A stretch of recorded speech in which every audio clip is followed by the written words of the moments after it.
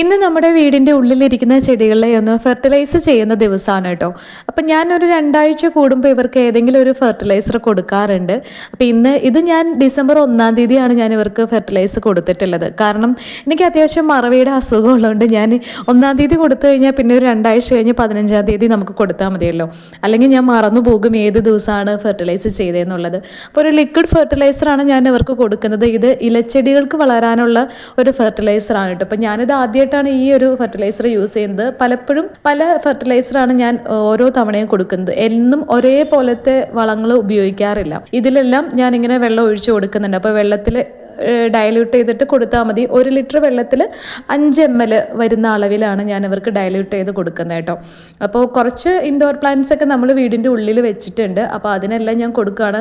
മിക്ക പ്ലാന്റ്സ് നമ്മൾ ഈ ഒരു വീട്ടിലേക്ക് മാറിയതിന് ശേഷം പുതുതായിട്ട് വെച്ചിട്ടുള്ളതാണ്. അപ്പോൾ ചെറിയ പ്ലാന്റ്സ് ആണ് എല്ലാം. അപ്പോൾ ഇവരിങ്ങനെ വളർന്നു വരുന്നതേ ഉള്ളൂ കേട്ടോ. അപ്പോൾ ഇത് റബ്ബർ പ്ലാന്റ് ഒക്കെ നല്ല എയർ പ്യൂരിഫയിങ് പ്ലാന്റ് ആണ്. അപ്പോൾ അങ്ങനത്തെ പ്ലാന്റ്സ് ഒക്കെയാണ് ഞാൻ കൂടുതലും വീടിൻ്റെ ഉള്ളിൽ വെച്ചിട്ടുള്ളത്. ഇത് ഞാൻ പുതിയതായിട്ട് വാങ്ങിയതാണ്, റീപോർട്ട് ചെയ്തിട്ടില്ല. ഈ പോട്ടിനകത്തേക്ക് ഇറക്കി വെച്ചിട്ട് മാത്രമേ ഉള്ളൂ. ഈ ഒരു പ്ലാന്റ് കണ്ടോ, ഇത് കലാത്തിയ ഓർബിഫോളിയ എന്ന് പറഞ്ഞ പ്ലാന്റ് ആണ്. നല്ല ഭംഗിയായിട്ട് ബുഷിയായിട്ട് നിന്ന പ്ലാന്റ് ആണ്. എൻ്റെ പൂച്ചക്കുഞ്ഞുങ്ങൾ കയറി ഇതിനകത്ത് മുഴുവൻ അങ്ങ് മേഞ്ഞ് നടന്നു കേട്ടോ.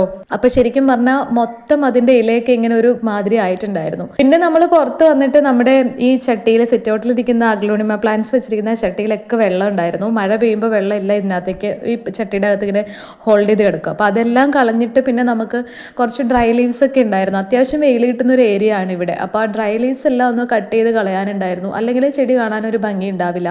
പിന്നെ ഈ അഗ്ലോണിമ പ്ലാന്റ്സിനൊക്കെ ഒരു പൂവ് ഇങ്ങനെ ഒരു ഫ്ലവർ ഇങ്ങനെ ഉണ്ടായി വരും. അപ്പോൾ അത് നമ്മൾ കട്ട് ചെയ്ത് കളഞ്ഞാൽ മാത്രമാണ് ചെടികൾ നല്ല രീതിയിൽ വളരുള്ളൂ. അല്ലാന്നുണ്ടെങ്കിൽ ആ ചെടി നശിച്ചു പോകാൻ ചാൻസ് ഉണ്ട്. അങ്ങനെ ഇതുവരെ ഞാനിങ്ങനെ കട്ട് ചെയ്ത് കളഞ്ഞിട്ടുള്ളതുകൊണ്ട് അത് നിന്നിട്ട് ചെടി ചീഞ്ഞു പോകുന്നുണ്ടോ എന്ന് നോക്കാൻ എനിക്ക് പറ്റിയിട്ടില്ല. പക്ഷെ അങ്ങനെ പലരും പറഞ്ഞു കേട്ടിട്ടുള്ളതുകൊണ്ട് ഇത് വരുമ്പോൾ തന്നെ ഞാനിങ്ങനെ കട്ട് ചെയ്ത് കളയാറുണ്ട് കേട്ടോ. അപ്പോൾ ഈ ഒരു ചെടിയിലൊക്കെ ഡ്രൈ ലീവ്സ് വരാറുണ്ട്. അപ്പോൾ അതെല്ലാം കട്ട് ചെയ്ത് കളഞ്ഞാലാണ് ചെടിക്ക് ഭംഗി ഉണ്ടാവുള്ളൂ. അപ്പോൾ അതെല്ലാം ഞാൻ കട്ട് ചെയ്ത് കളഞ്ഞിട്ടുണ്ട്. പിന്നെ ഒരു ഫംഗിസൈഡ് ഞാൻ ഇവർക്ക് സ്പ്രേ ചെയ്ത് കൊടുക്കുന്നുണ്ട്. അപ്പം ഞാൻ സ്പ്രേ ചെയ്ത് കൊടുക്കുന്നത് സാഫാണ് കേട്ടോ. അതായത് ചെടിയിൽ എന്തെങ്കിലുമൊക്കെ കീടങ്ങൾ വന്ന് അറ്റാക്ക് ചെയ്യുന്നതിന് മുമ്പേ തന്നെ നമ്മളിത് ചെയ്ത് കൊടുക്കുന്നതായിരിക്കും നല്ലത്. അപ്പോൾ സാഫ് ഇടയ്ക്ക് ഇങ്ങനെ ഇലകളിലെല്ലാം തളിച്ചു കൊടുക്കും. അതുപോലെ തന്നെ ആ പോട്ടി മിക്സിലെ ചട്ടിയുടെ ഉള്ളിലും ഞാൻ കുറച്ചിങ്ങനെ സാഫ് തളിച്ചു കൊടുക്കാറുണ്ട്. അപ്പോൾ അത് വളരെ നല്ലതാണ് ചെടികൾക്ക് കീടങ്ങളൊക്കെ വരാതിരിക്കാനായിട്ട്. പിന്നെ ഈ ഒരു അഗ്ലോണിമ പ്ലാന്റിന്റെ പോട്ടിൽ ഒരു ചെറിയ തക്കാളി തൈ മുളച്ച് വന്നിട്ടുണ്ട്. എങ്ങനെ വന്നു എന്ന് എനിക്കറിയില്ല, പക്ഷെ ഇതൊരു ബോണസ് ആയിട്ട് നമുക്ക് കിട്ടിയതാണ്. ഇത് കുറച്ചുകൂടെ ഒന്ന് വലുതായിട്ട് മാറ്റി നടാന്ന് വിചാരിച്ചിരിക്കുക. അപ്പോൾ ഇന്നത്തെ വിശേഷം ഇത്രയേ ഉള്ളൂ. നെക്സ്റ്റ് വീഡിയോയിൽ കാണാം. ബൈ.